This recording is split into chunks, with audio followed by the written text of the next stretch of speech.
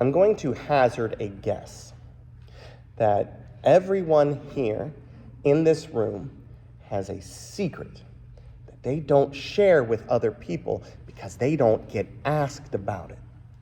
So I'll go first to make it easier, and the answer is Stegosaurus.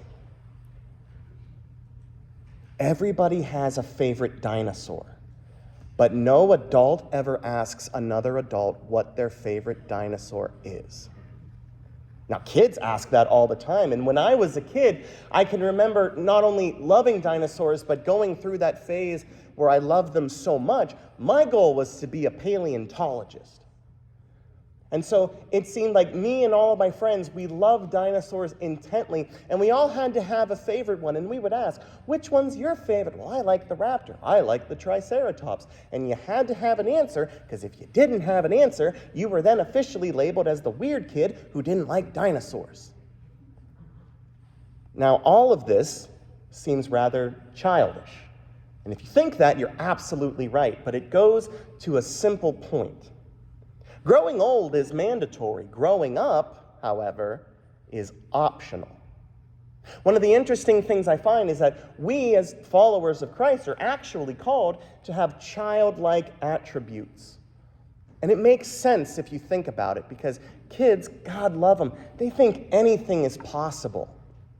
They'll ask you inane, annoying questions. Daddy, why is the sun following the car? I don't know. Daddy, what does this mean? What does that mean? Who said this?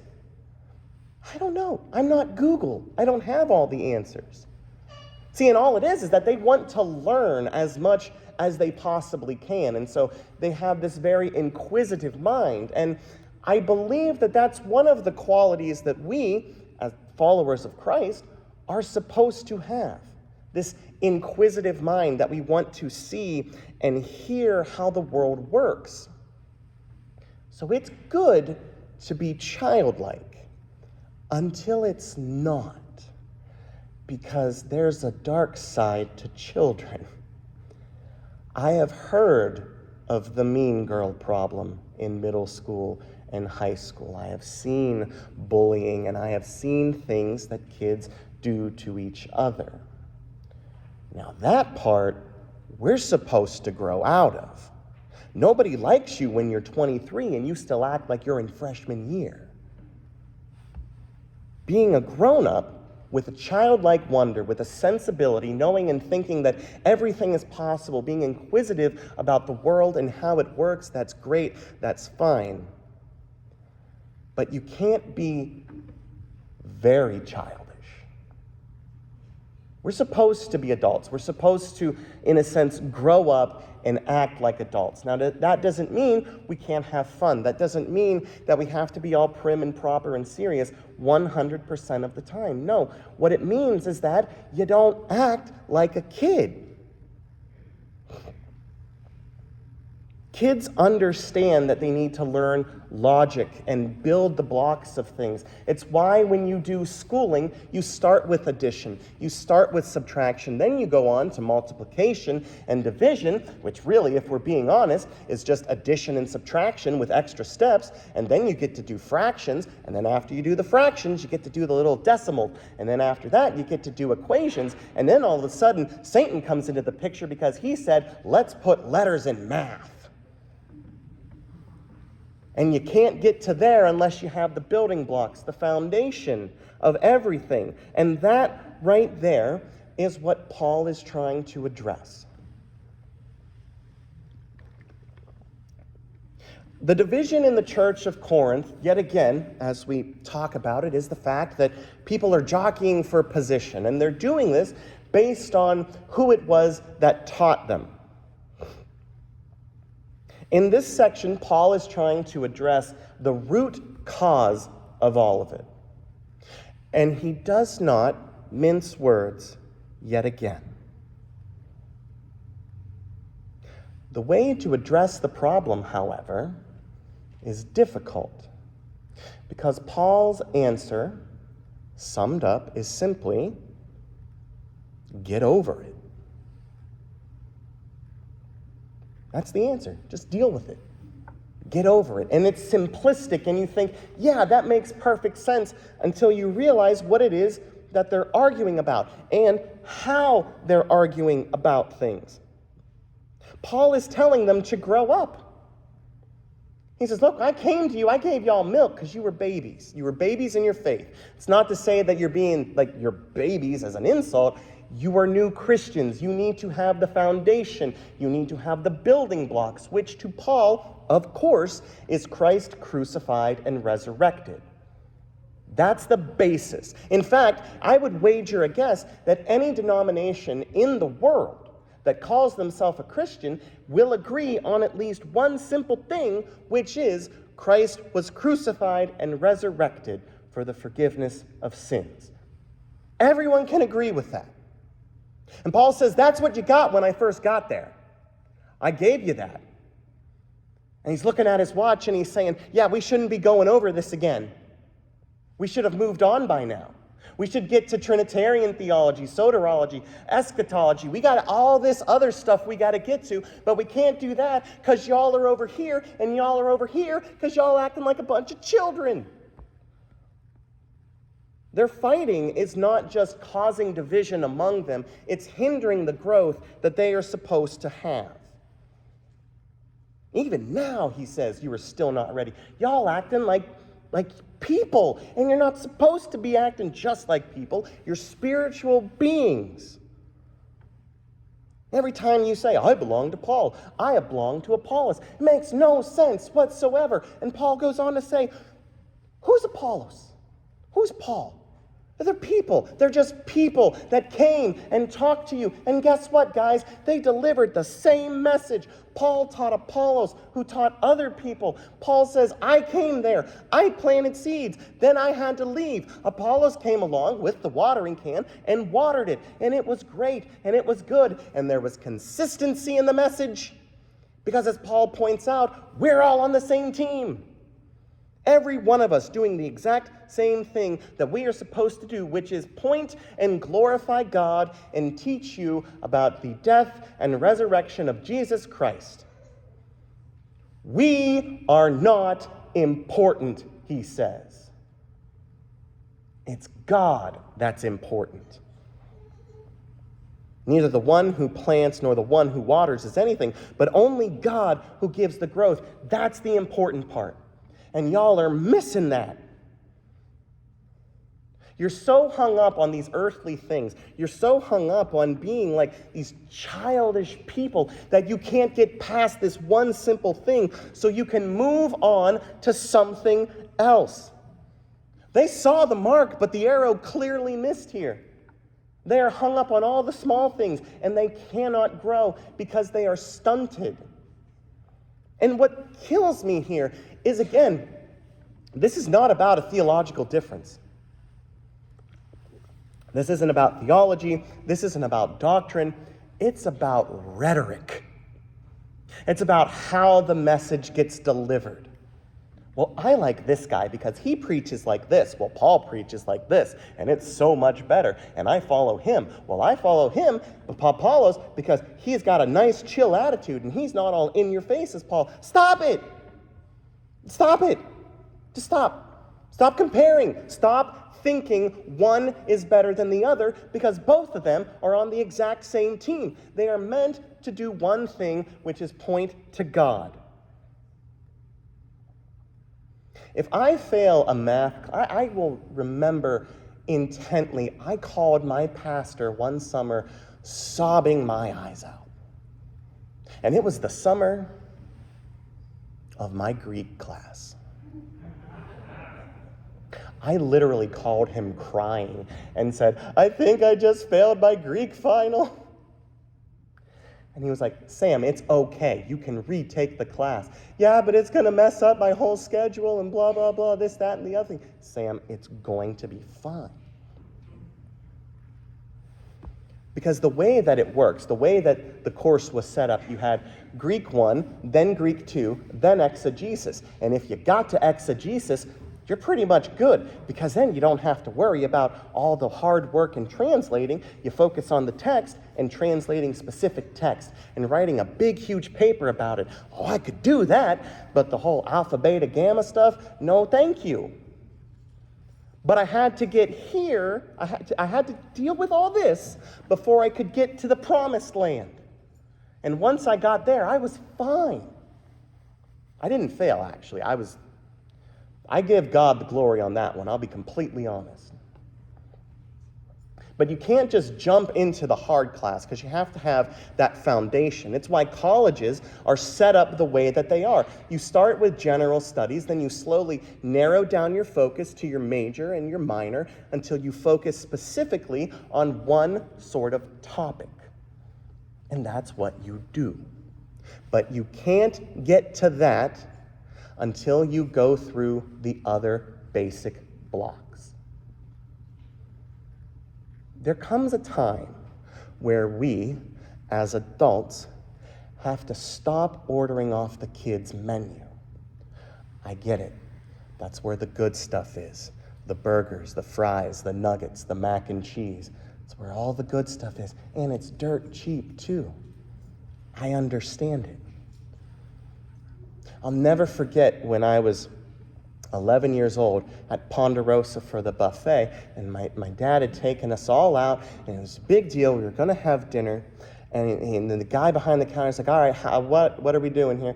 He says, yeah, I need 3 adults and 1 child. And I looked confused because I looked at a sign and it said, children are from ages 1 to 11, and I was 12. And I said, Dad, I'm 12. Did you forget my birthday? He's like, no, you're 11 today, son. The reason at a buffet that the kids have a less price is because they eat less food. They're going to go for the nuggets and the wings and the mac and cheese and all that. They're going to ignore the steak and everything else because they're not ready for it. But there comes a time where you have to grow up and eat your big boy food. It's that simple. There is a way to deal with it. It's not fun, but there is a way to deal with it. And again, what it boils down to is simple rhetoric. It's why Jesus sets up this very difficult passage the way that he does. In our reading in Matthew, he starts by, he's expounding upon the law. And again, to Jesus, the law is the center. It's the focal point. You have to start with the law and understand it. Now, I will go ahead and give the spoiler here. Jesus is basically going to come out and say, yeah, you guys aren't following the law. It's too hard for you to follow. You can't possibly do it, which is why you need somebody who can, and I'm the guy that does that. But they aren't ready for that message yet. So he starts by saying, law is important. I'm not abolishing it. I'm going to fulfill the law. And then he starts to explain the law. And he starts with the easiest one, I think, ever, which is murder. Now, the thing about laws is that they function on 2 things: trust and compassion for the community. And this is definitely explained in not murdering people. It's one of those things that shouldn't need to be said. I don't need a law to tell me not to murder people. I don't want to do that. In fact, I would hazard a guess that at least 99% of the population does not want to do that. Everybody can agree that, yeah, murder is a bad thing. And so instantly, everybody is on Jesus' side. Yeah, that makes sense. Murder bad. That's what was said before. Can't argue with that. But I say to you, oh boy. The moment he drops that and he takes things and he flips it on his head, and he says, but I say to you that if you're angry with a brother or sister, you're liable to judgment. That's a problem. Because I've driven in Pittsburgh.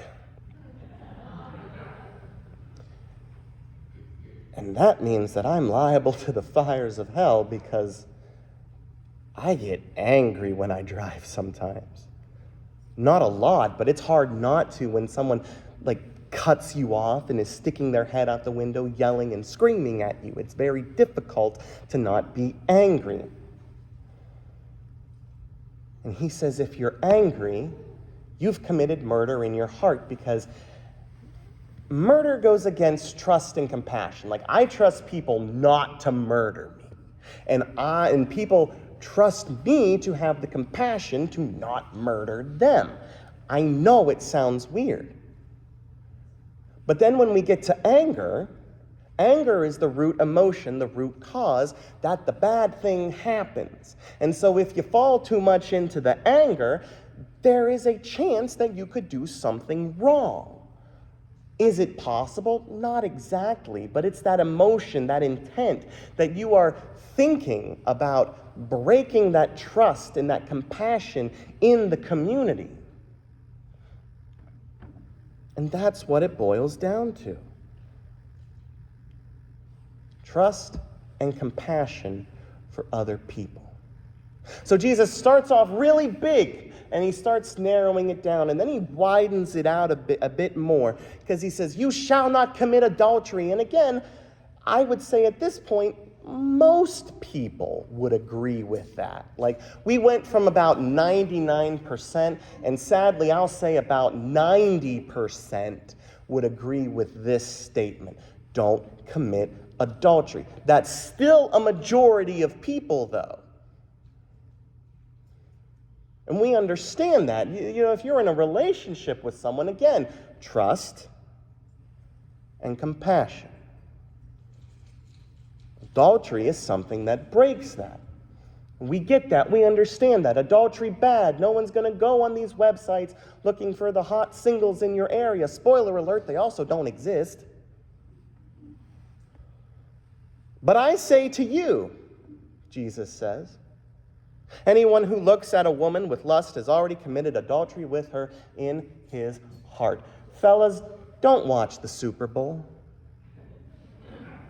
You and I both know what's going to happen, because someone is going to try to sell you burgers and beer, and you're going to apparently, the only way you're going to buy that burger or that beer is if there's a woman in a bikini telling you to drink that beer or eat that burger. Happens all the time. It's hard to escape certain things in the society that we live in. But here's what's really great about this passage, is that Jesus says, look, if you have a problem with looking and touching where you shouldn't be, just pull your eyeball out. It's better for you to do that. And what I love about this is that it's not victim blaming. It's that Jesus is putting the responsibility not on the person being objectified, but the person doing the objectifying. Because it's not their fault.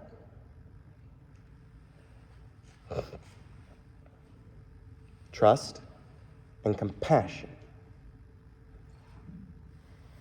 So we start big, we get smaller, we get a little bit bigger, and then we start narrowing it down, and we get to the hot button topics of the day. And Jesus addresses divorce, which was really divisive in Christ's time.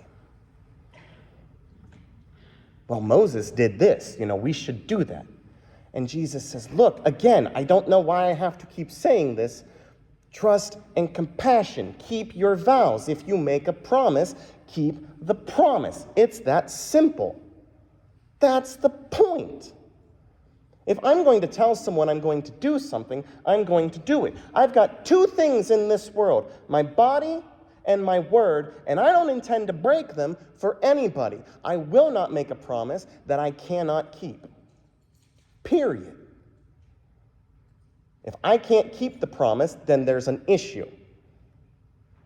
But I will do my best, and 99% of the time I hit that mark of keeping the promise that I make. Which goes into the next part. Just don't lie. Be honest. Don't swear falsely. One of the things that kids say nowadays, I'm so fascinated with the vernacular of kids these days, because it's like radically different from when I was growing up. And one of the things that they say is, on God. I put that on God, man. I didn't do that. And what they're saying basically is, I swear to the Lord and Savior, Jesus Christ, that I did not do this thing that you are accusing me of doing. They're saying it in a short, smaller package. And Jesus says, yeah, don't do that. You shouldn't do that. Have enough wherewithal in yourself to just say yes or no.